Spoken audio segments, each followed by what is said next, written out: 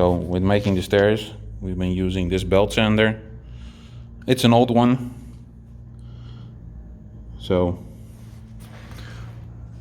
it still has like a small description on the back for the speed settings. And it's a heavy one, so that's why it works quite fast. Well, we're now using it to plane the step for the last little part. So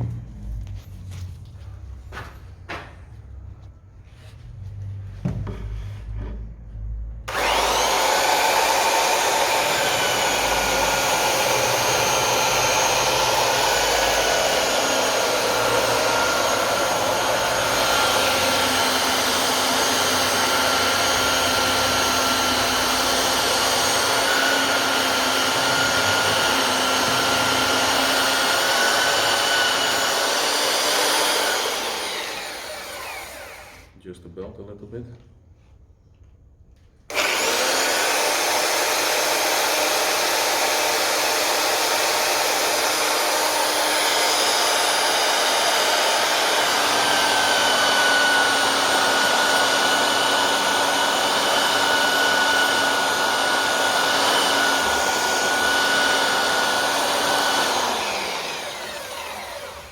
As you see, it goes pretty fast. So you can stop it alles.